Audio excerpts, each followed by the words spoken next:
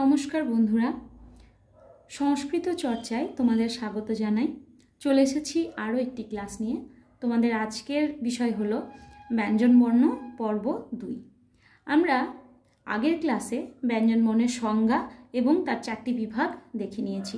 কি দেখেছি না, যে বর্ণ স্বরবর্ণের সাহায্য ছাড়া উচ্চারিত হতে পারে না তাকে বলা হয় ব্যঞ্জনবর্ণ, এবং তার 4টি বিভাগ দেখেছিলাম কি কি না, স্পর্শবর্ণ, উষ্মবর্ণ, অন্তস্থ বর্ণ এবং অযোগবাহ বর্ণ। আজ আমরা আরও 5টি বিভাগ দেখে নেব। কি কি না, আরও 5টি বিভাগ হচ্ছে ঘোষ বর্ণ, অঘোষ বর্ণ, অল্পপ্রাণ বর্ণ, মহাপ্রাণ বর্ণ এবং অনুনাসিক বর্ণ। দেখো, ঘোষ বর্ণ কাকে বলে না, ঘোষ কথার অর্থ হচ্ছে নাদ বা অনুরণন বলতে পারো। কীরকম? গম্ভীর। ঘোষ কথার অর্থ হচ্ছে গম্ভীর। কীরকম না, যে বর্ণ উচ্চারণ করার সময় একটা অনুরণন, স্বরতন্ত্রীর অনুরণন বা কম্পন উৎপন্ন হয় তাকে বলা হয় ঘোষ বর্ণ। কোন বর্ণগুলি না, প্রত্যেকটি বর্গের তৃতীয়, চতুর্থ এবং পঞ্চম এই বর্ণগুলি ঘোষ বর্ণ। কোনগুলো? যেমন ক বর্গের গ, ঘ, ঙ, চ বর্গের বর্গীয় ঝ, ইয়, ট বর্গের ড, ঢ, মূর্ধন্য, ত বর্গের দ, ধ, দন্তন্য, প বর্গের ব, ভ, ম। অর্থাৎ প্রত্যেকটি বর্গের তৃতীয়, চতুর্থ এবং পঞ্চম এই বর্ণগুলি হচ্ছে ঘোষ বর্ণ। কি বললাম না, ঘোষ শব্দের অর্থ হচ্ছে গম্ভীর। কিংবা দেখো, ঘোষ বর্ণ উচ্চারণ করতে গেলে, যে বর্ণ উচ্চারণ করতে গেলে স্বরতন্ত্রীর কম্পন অনুভব হয়। আমরা যদি আমাদের গলায় হাত দিয়ে স্পর্শ করে ধরে থাকি এবং তারপর যদি গ, ঘ, ঙ উচ্চারণ করি কিংবা জ, ঝ, ইয় এরকম করে প্রত্যেকটি বর্গের তৃতীয় বর্ণগুলি যদি উচ্চারণ করি, তাহলে আমরা দেখব একটা হালকা কম্পন অনুভব হচ্ছে। দেখো, উচ্চারণ করো গ। দেখো, একটা হাত দিলেই গলায় যে শ্বাসনালী আছে স্বরতন্ত্রী, এই স্বরতন্ত্রীর মধ্যে একটা কম্পন অনুভব করতে পারবে। এই যে স্বরতন্ত্রীর কম্পনের জন্য এই বর্ণগুলিকে বলা হয় ঘোষ বর্ণ। বোঝা গেল? তাহলে এই প্রত্যেকটি বর্গের, অর্থাৎ আমি যদি এরকম করে ভাগ করে দিই, তাহলে প্রত্যেকটি বর্গের এই 3টি করে বর্ণ হচ্ছে কি? ঘোষ বর্ণ। ঘোষ বর্ণ।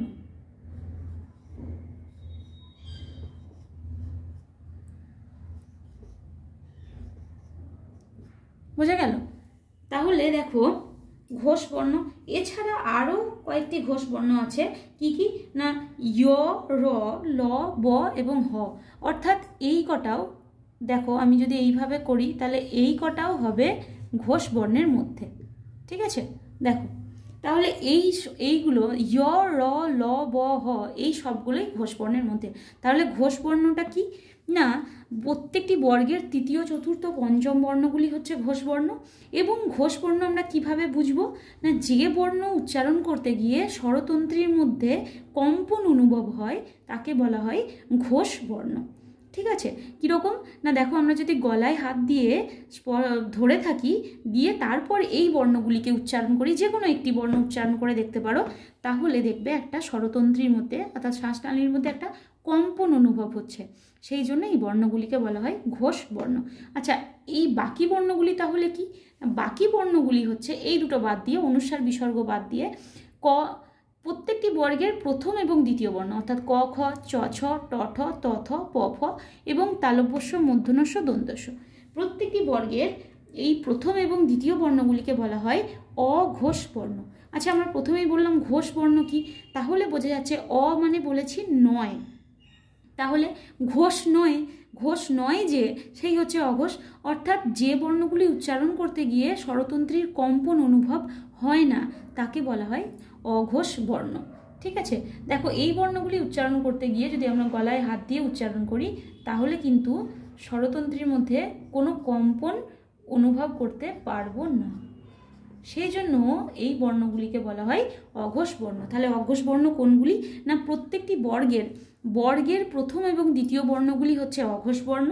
হ্যাঁ, এবং তার সঙ্গে তালব্যস্য, মূর্ধন্যস্য, দন্তেস্য এগুলি হচ্ছে অঘোষ বর্ণ এবং বর্গের তৃতীয় চতুর্থ পঞ্চম এবং তার সঙ্গে য় র ল ব এইগুলি এই বর্ণগুলিকে একসাথে বলা হয় ঘোষ বর্ণ। বোঝা গেল?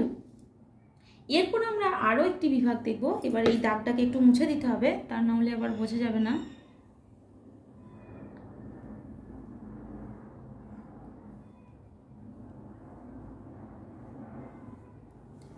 এরপর আমরা আরও দুটি বিভাগ দেখব।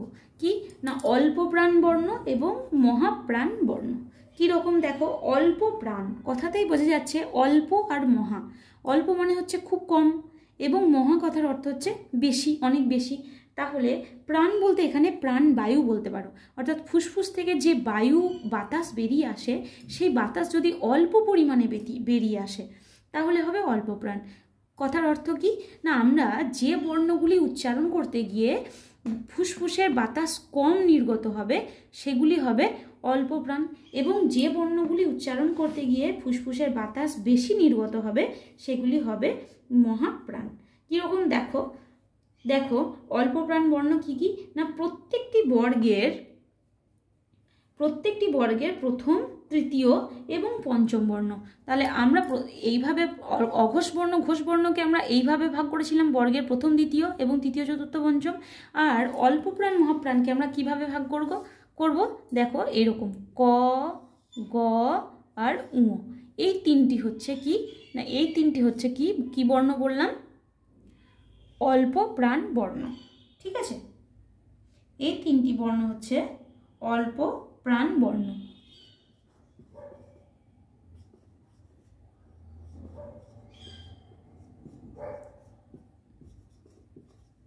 কেন অল্প প্রাণ বর্ণ? কারণ এই তিনটি বর্ণ উচ্চারণ করতে গিয়ে আমাদের দেখো আমাদের বাতাস কম বেরিয়ে আসে এবং সময়ও কম লাগে, উচ্চারণ করতে সময়ও কম লাগে এবং ফুসফুস থেকে বায়ুর কম নির্গত হয়।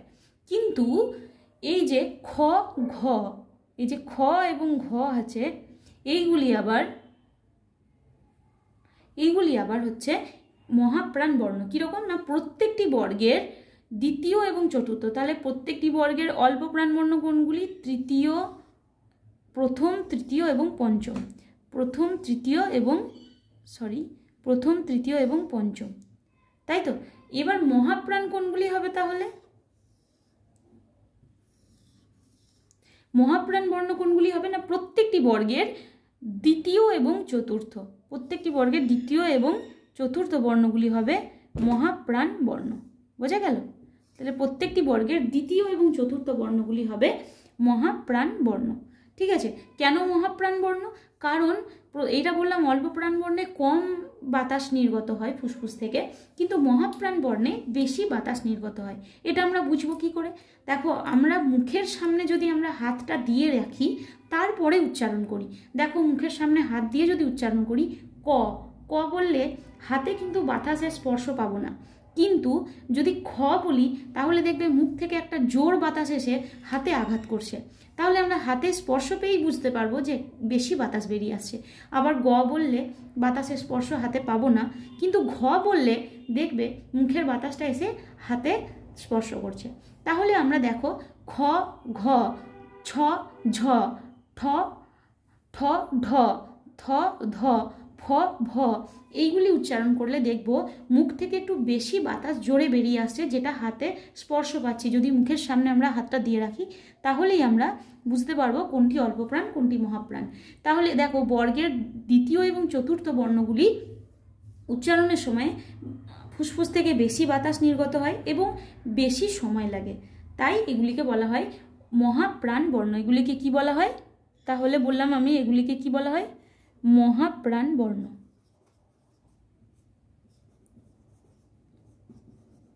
প্রাণ বর্ণ। তাহলে প্রত্যেকটি বর্গের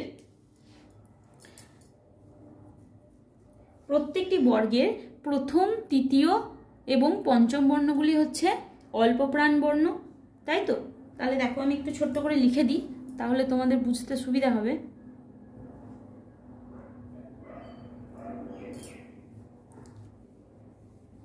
এখানে একটু লিখে দিই, দেখো ছোট্ট করে, বর্গের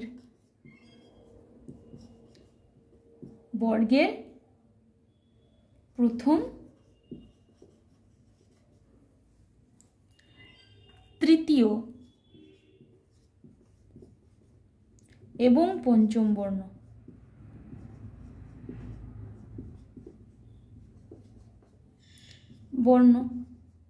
ও কি না তার সঙ্গে কি বলেছিলাম, আচ্ছা আরও কিছু আছে সেটা বলিনি, সেটা হচ্ছে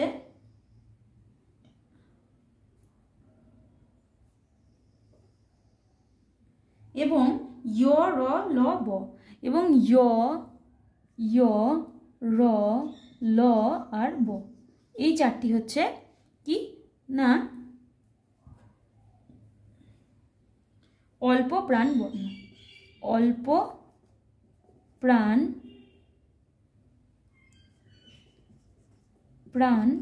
বর্ণ। কেন অল্প প্রাণ বর্ণ? তাহলে বর্গের প্রথম, তৃতীয় এবং পঞ্চম বর্ণ দেখো উচ্চারণের সময়ে আমাদের কম বাতাস বেরিয়ে আসছে, এবং য় র ল ব উচ্চারণের সময়ও কিন্তু আমরা বুঝতে পারবো যে ফুসফুস থেকে কম বাতাস নির্গত হচ্ছে, তাই এগুলিকে বলা হয় অল্প প্রাণ বর্ণ। আর মহাপ্রাণ বর্ণ কাকে বলবো আমরা? মহাপ্রাণ বর্ণ কাকে বলবো না, এটা 1 নম্বর হলো। আর 2 নম্বর হচ্ছে মহাপ্রাণ বর্ণ কাকে বলবো না, যে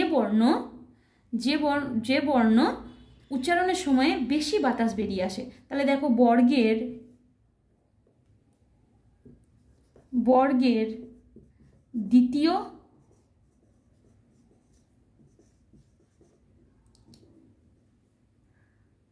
ও চতুর্থ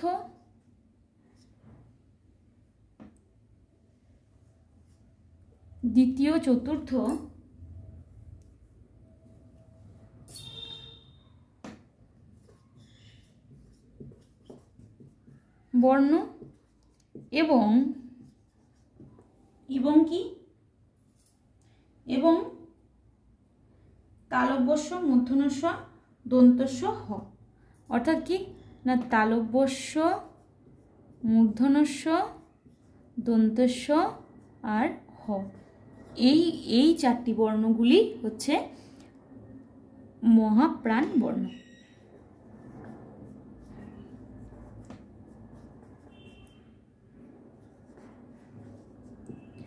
তাহলে বোঝা গেল? তাহলে দেখো বর্গের প্রথম, তৃতীয়, পঞ্চম বর্ণ এবং য় র ল ব এই বর্ণগুলি হচ্ছে অল্প প্রাণ বর্ণ, এবং প্রত্যেকটি বর্গের চতুর্থ বর্ণ, দ্বিতীয় এবং চতুর্থ বর্ণ, তার সঙ্গে কি তালব্যস্য মূর্ধন্যস্ব দন্তস্ব হ, এগুলি হচ্ছে মহাপ্রাণ বর্ণ। তাহলে দেখো আর অঘোষ বর্ণ কি বলেছিলাম না, প্রত্যেকটি বর্গে যদি এইভাবে ভাগ করে দিই তাহলে প্রত্যেকটি বর্গের এটি তার সঙ্গে আবার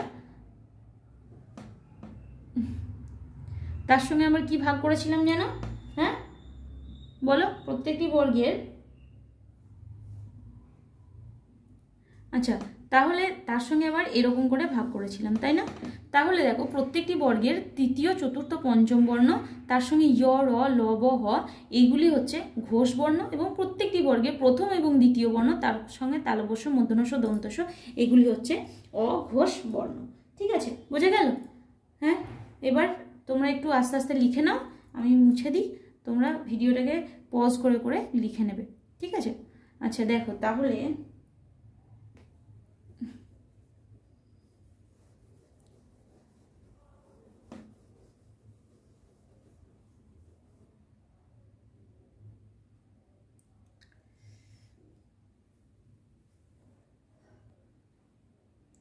এরপরে দেখো, তাহলে আমরা চারটি বিভাগ দেখে নিলাম কি কি না, অঘোষ বর্ণ, ঘোষ বর্ণ, অল্পপ্রাণ, মহাপ্রাণ বর্ণ। আর একটি বলিনি, সেটা হচ্ছে যে প্রত্যেকটি বর্গের এই যে তৃতীয়, এই যে পঞ্চম বর্ণগুলি উ, ই, ণ, ন, ম, এই পঞ্চম বর্ণগুলিকে বলা হয় অনুনাসিক বর্ণ। আগের দিন আমরা বলেছিলাম, সেই জন্য আজকে আর বড় করে বললাম না যে এই 5টি বর্ণকে অনুনাসিক বর্ণ বলা হয়।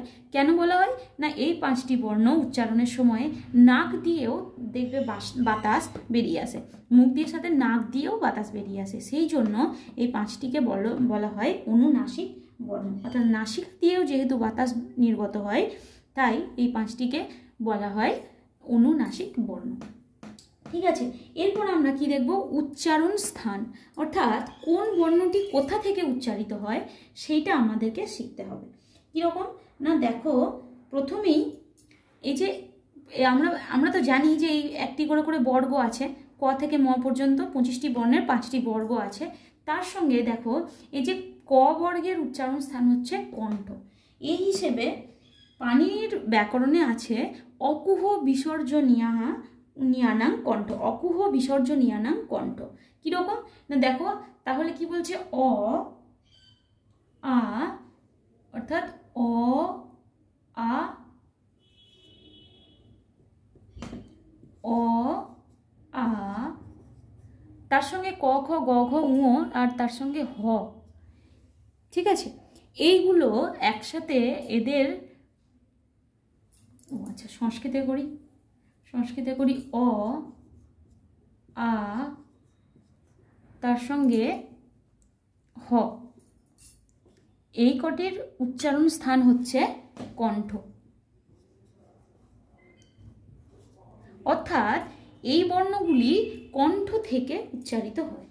আমরা যদি দেখবি আমরা উচ্চারণ করি অ আ ক খ গ ঘ উ, সব দেখবো আমরা কণ্ঠ থেকে উচ্চারিত হচ্ছে, তাই এগুলিকে বলা হয় কণ্ঠবর্ণ। অর্থাৎ এগুলির উচ্চারণ স্থান কণ্ঠ, তাই এগুলিকে বলা হয় কি, কণ্ঠবর্ণ। ঠিক আছে, দেখো আমি উপরে একটু লিখে রাখি যে উচ্চারণ স্থান, তাই তো।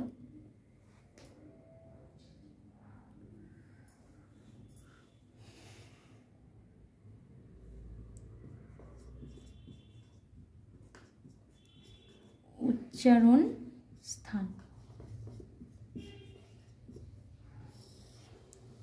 ঠিক আছে। তাহলে দেখো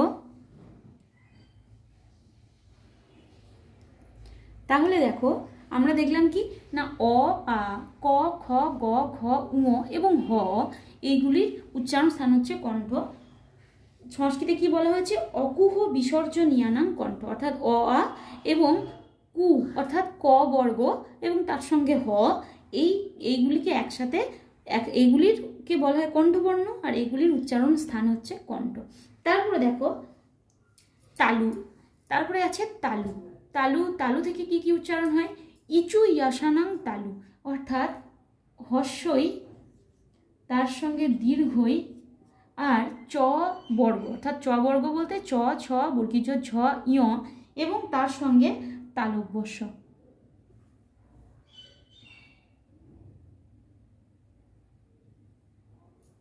এবং ও আচ্ছা আরেকটা আছে ইয় এবং তালব্যস্য, অর্থাৎ ইচু ইয়সানাং, ই হর্ষই দীর্ঘই ই এবং চু অর্থাৎ চ বর্গ এবং ইয় এবং তালব্যস্য, অর্থাৎ এই যে ইয় এবং তালব্যস্য এইগুলি হচ্ছে কি, তালু। উচ্চারণ স্থান হচ্ছে তালু,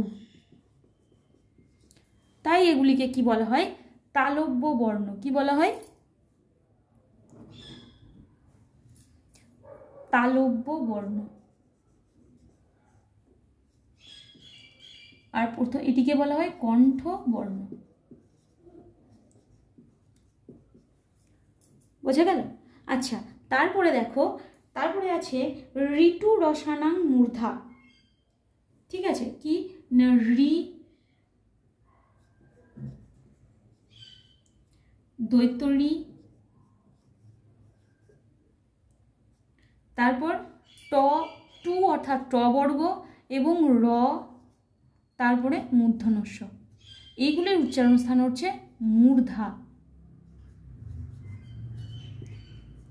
এগুলোর উচ্চারণ স্থান হচ্ছে মূর্ধা, তাই এগুলিকে কি বলা হয়, মূর্ধন্য বর্ণ।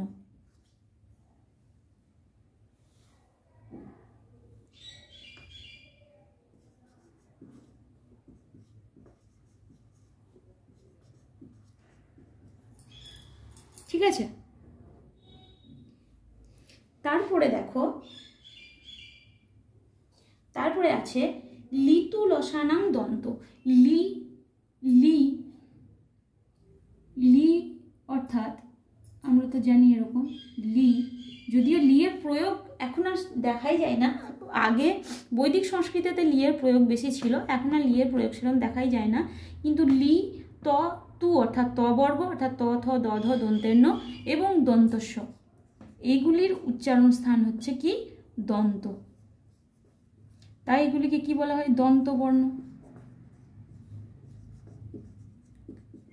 তারপর দেখো উপধ্মানীয়নাম ওষ্ঠ অর্থাৎ হস্যু দীর্ঘ, হস্যু এবং দীর্ঘ এবং প পু বর্গ অর্থাৎ প ফ ব ভ ম এবং এইগুলিকে একসাথে বলা হয় কি ওষ্ঠ বর্ণ, এর সঙ্গে আর এক্সট্রা কিছু নেই, ওষ্ঠ বর্ণ। ঠিক আছে, এর উচ্চারণ স্থান হচ্ছে ওষ্ঠ, তাই এগুলিকে বলা হয় ওষ্ঠ বর্ণ। ঠিক আছে, তারপরে দেখো আর একটা তো বলেইছিলাম যে উ ইয় নর্ণ ম, এইগুলিকে একসাথে কি বলা হয়, এগুলিকে একসাথে কি বলা হয় বলেছিলাম অনুনাসিক বর্ণ। ঠিক আছে, আচ্ছা আর কি কি বাকি থাকলো, তাহলে আরও কয়েকটা জিনিস কিন্তু আমাদের বাকি থাকলো। কি কি বাকি থাকলো দেখো, আমরা অ হস্যই দীর্ঘই রি, তারপরে দৈত্যরি লি হস্য দীর্ঘ পেয়ে গেছি। এখানে আর কি কি মানে স্বরবর্ণের মধ্যে কি কি বাকি থাকছে, এ ওই, তাই না, এ ওই, এ ওইটা কি বর্ণ না, এ ওই এর উচ্চারণ স্থান হচ্ছে কণ্ঠ তালু, অর্থাৎ কণ্ঠ থেকে নির্গত হয় এবং তালু স্পর্শ করে উচ্চারিত হয়, তাই এই দুটিকে বলা হয় কি বর্ণ কণ্ঠ তালু, কণ্ঠ তালু, এদের উচ্চারণ স্থান কণ্ঠ তালু। এবং আর একটা কি থাকছে ও আর ও, তাই না, ও এবং ও,